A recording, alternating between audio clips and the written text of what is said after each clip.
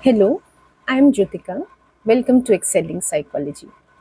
In today's class, we will go over the very first subtopic for GCSE and IGCSE psychology, which is processes of memory.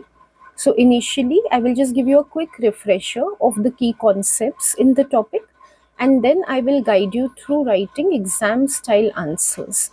How to write those answers, as well as giving you model answers. Both of these things I will be doing in this video. This lesson is suitable for both UK GCSE students as well as those who are doing Oxford International AQA GCSE, that is IGCSE, latest curriculum, the 9218 curriculum. I am a school teacher for A level psychology and a private tutor. Since 9+ years, I have been helping students get their A star and A grades in psychology. So, if you want to schedule your GCSE or A level psychology classes with me, I have left my email ID and phone number in the pinned comment and description box below. So, you can contact me then. Let's begin with the lesson. So, first, you need to know about memory processes in this subtopic. How would you define memory? You would define it as encoding, storage, and retrieval of information. So then you need to know what each of these mean. What are these three processes? To begin with encoding is simply taking in information from the environment, either by seeing it, hearing, tasting, smelling, or feeling. That is using any sense organ to receive information from the environment and then to convert it in a way that the brain can hold it. In layman's language, you understand that memory is holding information for some time and then recalling it later. So, initially, whatever information is coming in from the environment, you need to have it in a form that your brain can hold it. More about the brain we learn in Unit 6 or 7, depending on your GCSE or IGCSE. But information as it has come in from the environment might not be held in the brain because the brain has its own cells and system of working.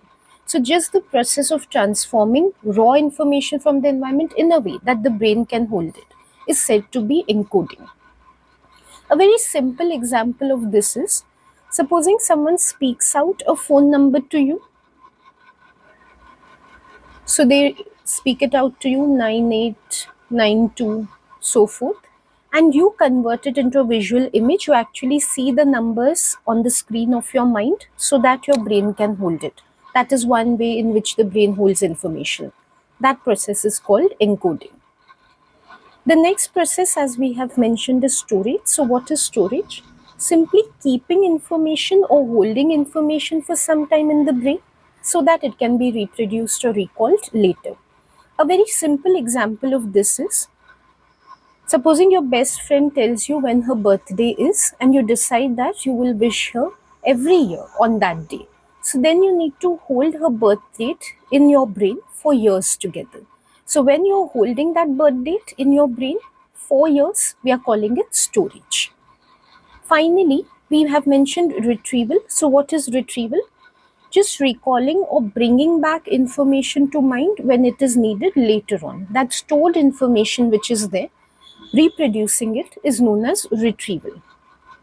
So here they've simply defined it as accessing information that has been stored in the brain in order to be able to use it. Using it is key here. A simple example of this is, if we take the birthday example only again, when you actually call up your friend and you wish her on the correct date for her birthday, you are recalling her birthday at the time that you're wishing her. Another example is, supposing you've learned an answer today for the upcoming test. At the time of the test, when you write down that answer, you're retrieving that answer because you've stored it today. Next, you need to know about types of encoding in this unit. We've already seen what encoding is, a very quick reminder of that in the beginning. It is just taking in information from the environment and changing it to a form that the brain can hold it.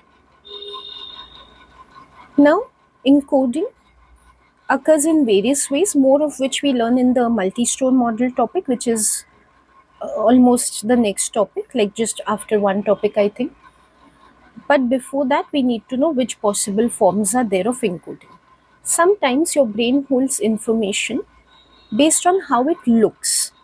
We've just seen an example, like if someone's telling you their phone number and you're bringing a visual image to your mind of those written numbers, then you are doing visual encoding. Visual, as you know, is seeing something. So you're encoding it or you're converting to a form that can be seen on the screen of your mind or your brain. So that is known as visual encoding. A very simple example of this is, supposing you need to locate your desk, say you're new at school and you need to remember where your desk is, so it's taking you some time to remember.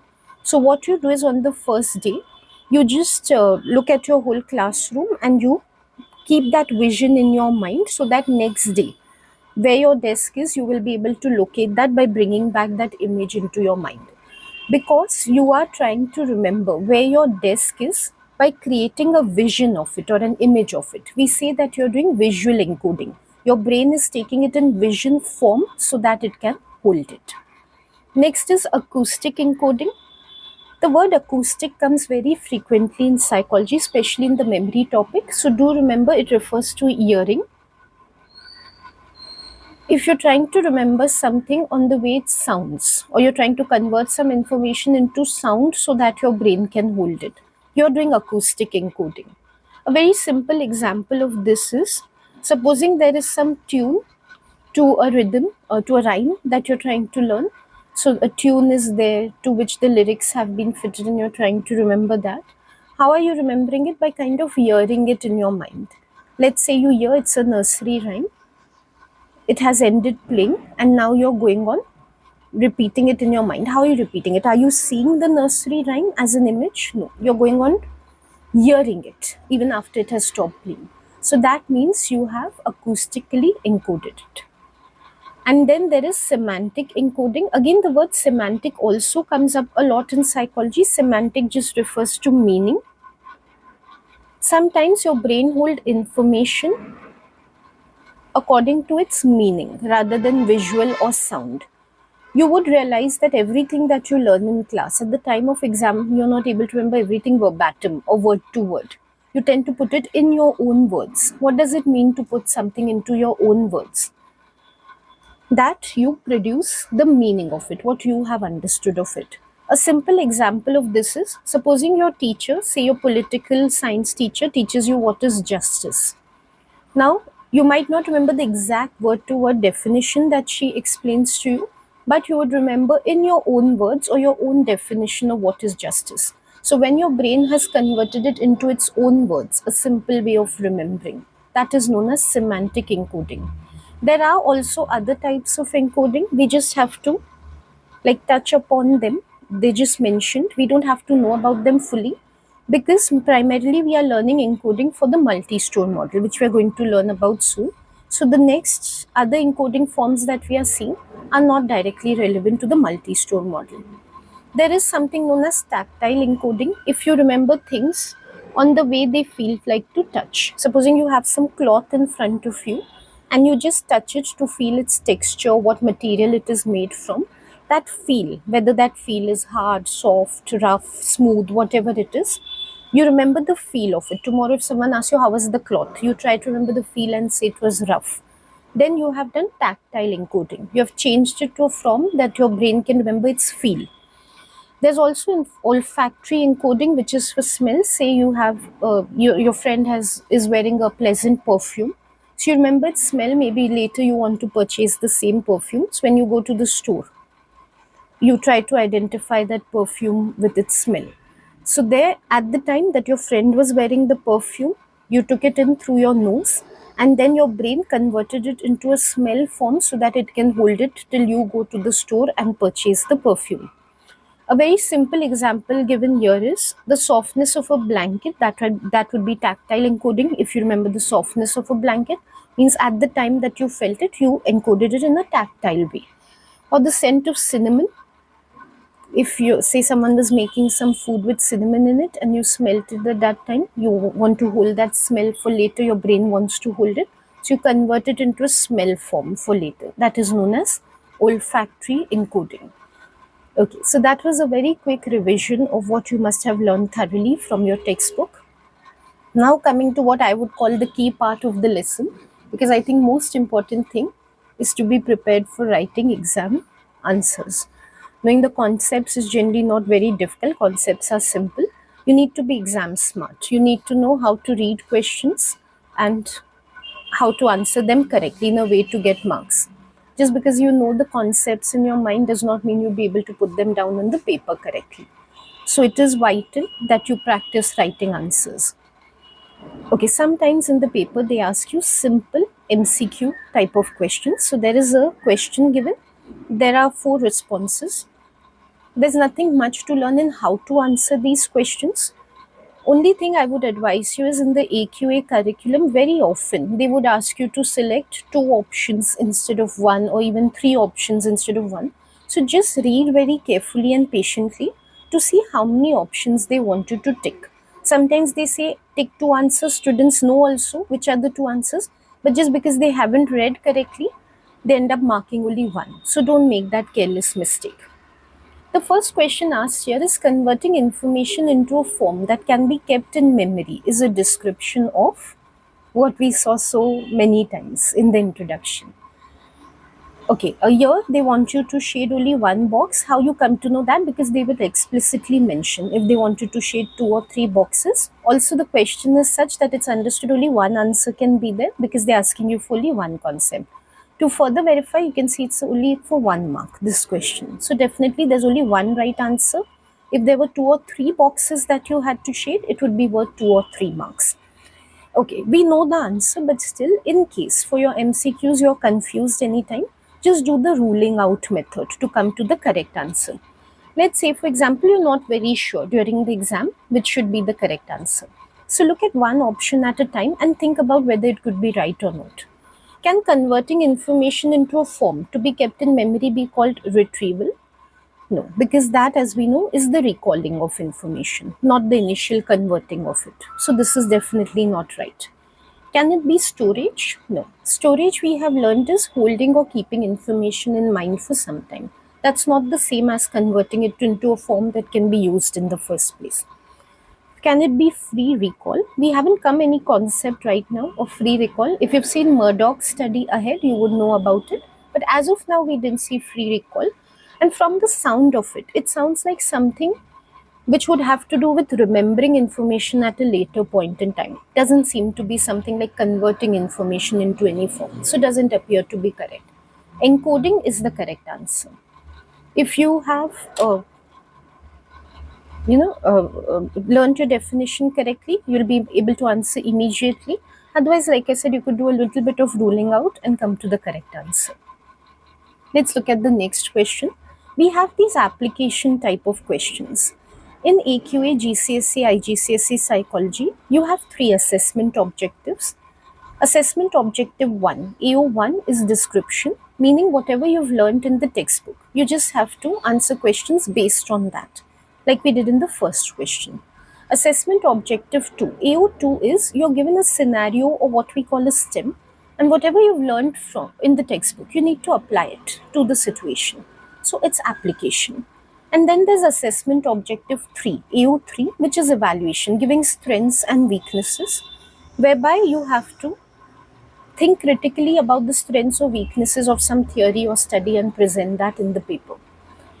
If you want to know more about assessment objectives, that could be a lengthy topic. So if you want me to make a dedicated video on that, you could just comment in the comments box below. In this particular topic, processes of memory, we have only AO1 or AO2 questions possible. AO3, strengths and weaknesses, are not applicable to this topic. Now the question that we are looking at, it's an AO2 type of question. How do you know when a question is AO2? When a situation is given. The moment you see there's some situation, some characters are there, something is described, that you know is an AO2 question. I'll just read it and then I'll explain to you how to answer such a question. Alina and George are revising for their GCSE psychology exam. Alina finds revising much easier once she has mastered all the concepts in the topics and understands what they mean. George draws diagrams and information such as mind maps. Which types of encoding are Alina and George using? Okay, what you need to do to answer these type of questions is, first in your mind, think about whatever they are doing in the situation, which concept is being reflected in that. which concept applies to what the characters are doing. If you see, Alina needs to understand what objects mean so that she can keep them in her mind. We just learned about semantic encoding, right? So if you've learned your definition properly of semantic encoding, immediately you're able to identify what Alina is doing is semantic encoding. The keyword being understand and mean. From those words you're coming to know, it's semantic encoding. In the same way, if you look at what George is doing, he needs to draw diagrams. Okay, here we don't have a keyword given directly, but we know if someone's drawing something, they would have to take a look at it. It's visual. So what we've learned about visual encoding would apply here. Right, so the first thing to do in answering your AO2 question is just identify what concepts have been represented through the situation. Of course, they've explicitly mentioned types of encoding. So if you're wondering in the paper, how would I know it's about semantic encoding and visual encoding only in particular? Because they've mentioned encoding. So then you just need to bring it to mind. What have you learned under encoding? And then it really narrows down of what possibilities are there. In encoding, we primarily learned about 3 types of encoding. So something related to that only has to be applied. Okay, now in answering the question, you need to look at the marks that are allotted. 2 marks have been given, 2 characters have been spoken about. More importantly, 2 types of encoding have been mentioned as we've identified, semantic and visual, meaning that 1 mark will be assigned for each.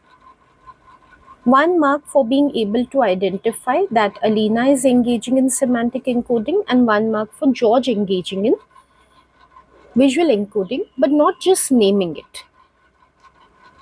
You also have to give a simple 1-line explanation. The key to scoring in AO2 type of questions is engaging fully with the STEM. Like not only saying that there is semantic encoding and visual encoding in this scenario. You don't get marks for saying that at all, even though you're identifying the correct concepts. You get marks for saying Alina is doing this type of encoding because she's doing this. George is doing this type of encoding because he is doing this. So using wording from the situation, naming the characters you're referring to, and explaining why you are saying that they are using those concepts is what will get you marks. Without referring to the characters, without naming them, without saying which part of the question is showing you that there's semantic and visual encoding, just writing that there is semantic and visual encoding, or maybe even adding their general definitions again without reference to the situation, will get you 0 marks. So for application questions, I'm just reiterating, engage fully with the STEM by mentioning the characters and keeping the because way of phrasing in your mind. This is being seen because this, and that is being seen because that. So how we would put it? Alina is engaging in. You can always underline keywords in your answers to highlight them, but don't do too much of underlining such that it becomes confusing what you're trying to emphasize on. As or because she is remembering the GCSE psychology concepts by understanding what they mean. You do not need to give a general definition of what semantic encoding is. If they wanted that, they would have asked you, define the various types of encoding and explain which types of encoding Alina and George are using. And they would have assigned 4 marks to the question. This is purely AO2. There is no AO1 element to it. So whatever you're writing has to be with reference to the situation. George is engaging in visual encoding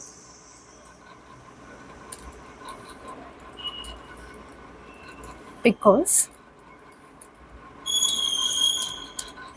he is drawing mind maps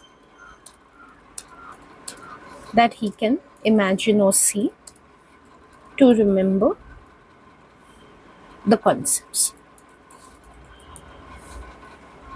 Okay, also always write in full sentence form, paragraph or essay form where applicable. Do not give bullet points. Do not write Alina semantic understanding concepts. Write complete sentences like I've written. If you write it in this way in the paper, the examiner will see, okay, the type of coding has been identified correctly, and they will also see that it has been explained, like because, not compulsory use the word because only, but reasoning is given for why this concept applies here, 1 mark. Again, correctly identified visual coding, reasoning is given correctly for why George is using this, 1 more mark, total 2 marks. So this is how they allot marks to you. Okay, length is immaterial when it comes to scoring marks in GCSE or IGCSE. Content has to be accurate with all the requirements being met, like identification and reasoning, like I showed you for the previous question. The next question is, Sam revises for his psychology test every night for a week by putting his revision notes into his own words and then goes on to write 6 pages in 2 hours. Of all the questions he attempts, he finds the multiple choice questions the easiest, as they remind him about something he had previously learned. Explain the role that different processes of memory have played in Sam's revision. Refer to encoding, storage, and retrieval in your answer. Again, EO2 question, there's a scenario, a character is mentioned, and they've asked us to explain whatever we have to with reference to what Sam is doing. So we're going to follow the same format. We are going to keep on using because statements and keep referring to what is happening in the situation to explain. When you see this type of a question, just take a look at the marks. 6 marks have been allotted, 3 concepts have been named. They expect you to explain 3 concepts in the situation, meaning 2 marks for encoding, 2 marks for storage, and 2 marks for retrieval. Rest of the pattern is the same in answering like the previous. So I'll quickly jot down the answer. Sam is using semantic encoding to convert the information.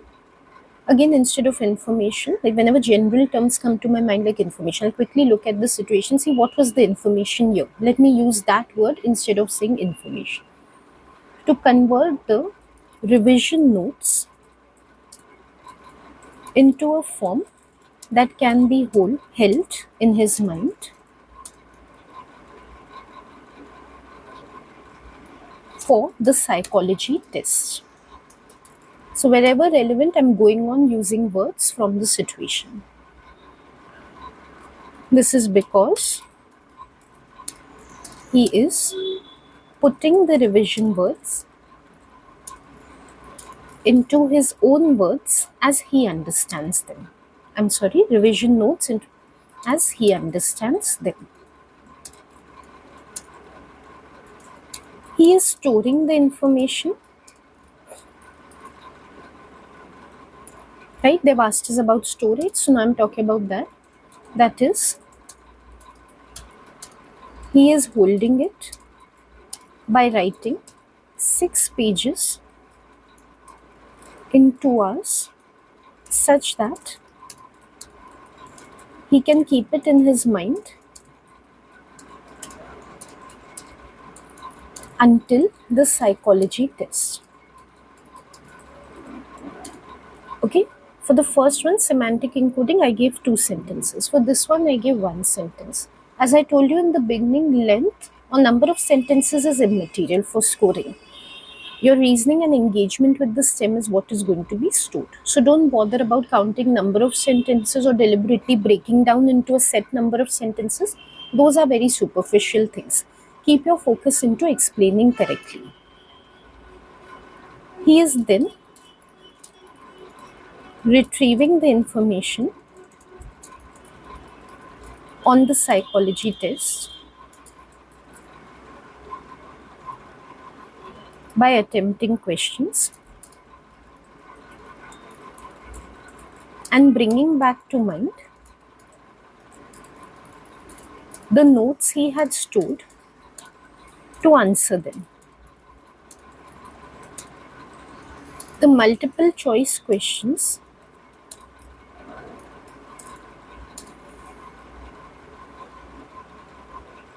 are easiest for him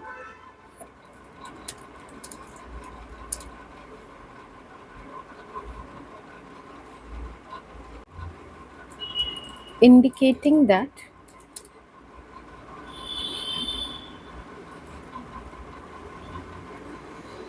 retrieval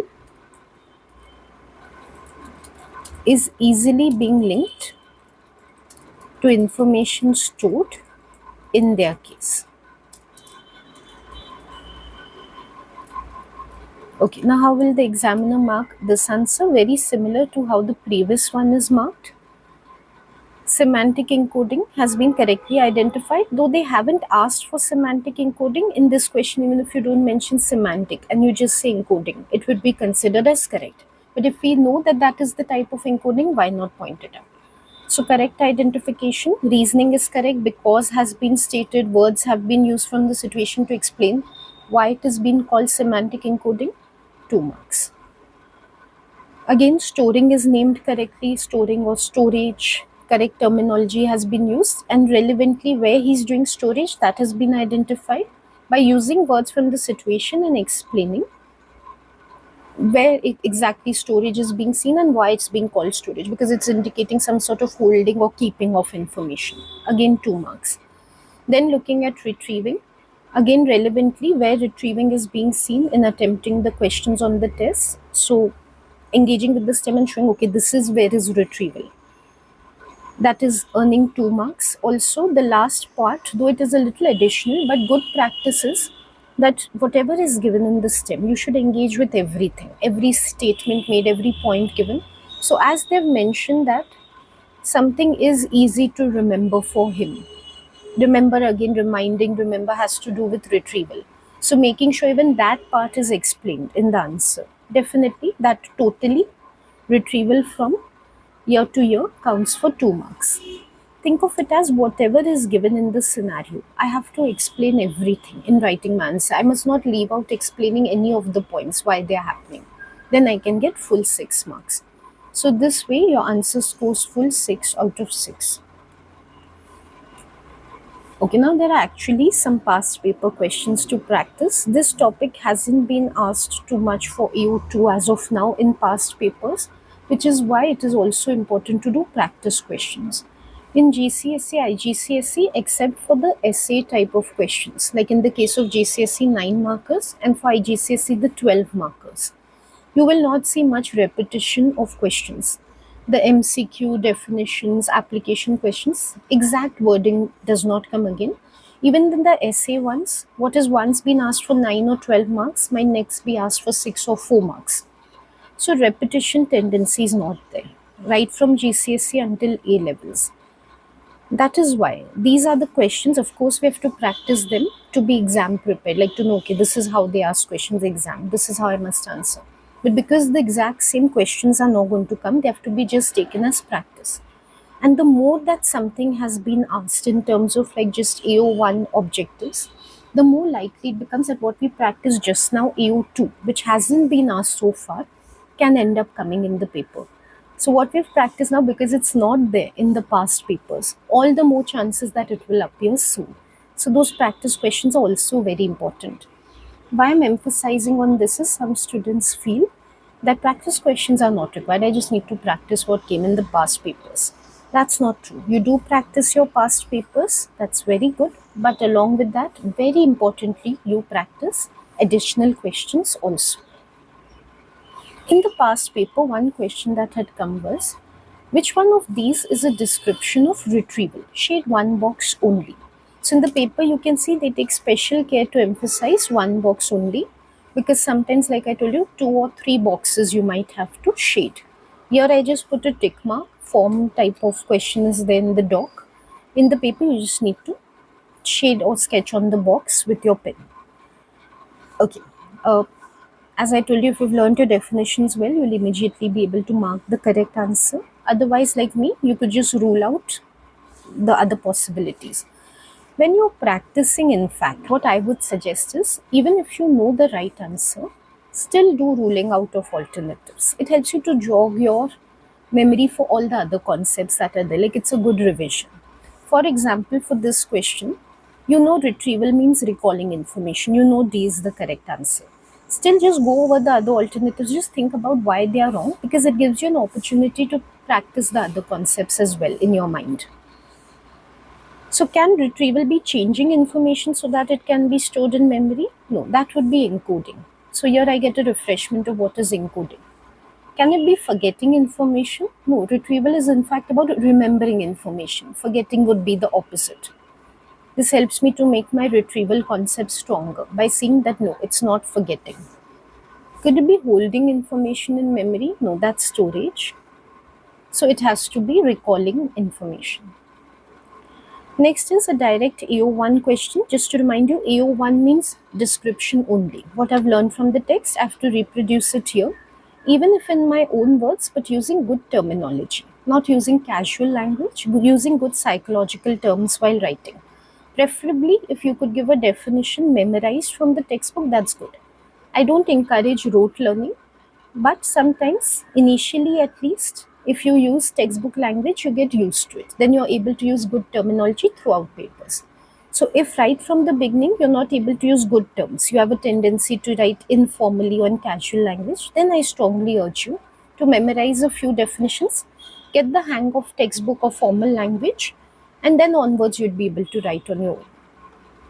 What is meant by storage as a process of memory?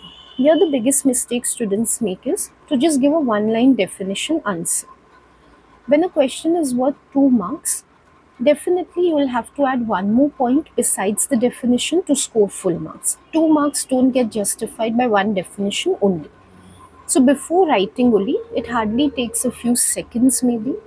Think about what are going to be your 2 points to justify 2 marks. One will definitely be the definition. Whenever any AO1 question is asked, definition is very important. Second, could be some detail.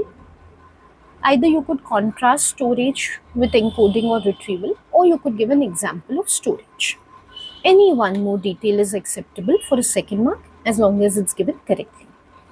Think of it as two unique points. Some students think I have to write 2 sentences or 2 lines. But if they mean the same thing, they'd be counted as one and you'd get 1 mark. I'll show you all the pitfalls also, I'll show you as I write. First, I'll write the definition.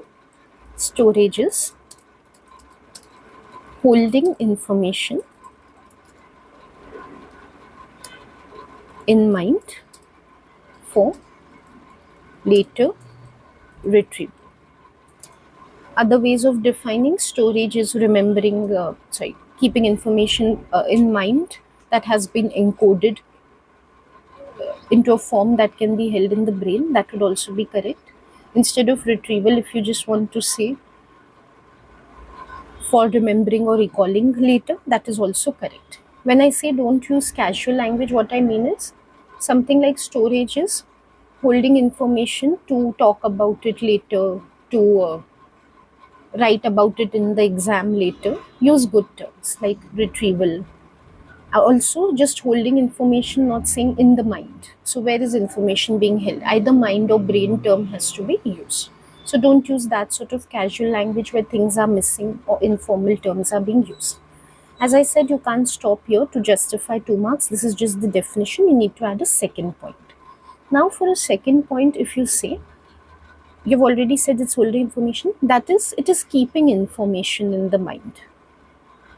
You're just changing the words a little and they're giving the same point over again. You won't get another mark for that. It has to be something different from this, something unique related to storage that can get you another mark.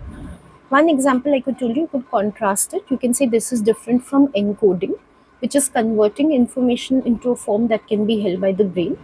Or you could say this is different from retrieval, which is remembering information that has been stored at a later point in time. Or alternatively, you can give an example, which I would prefer. Not that I get more marks for this, just my writing style. For example, keeping a friend's birth date in mind for years to be able to wish her on the correct date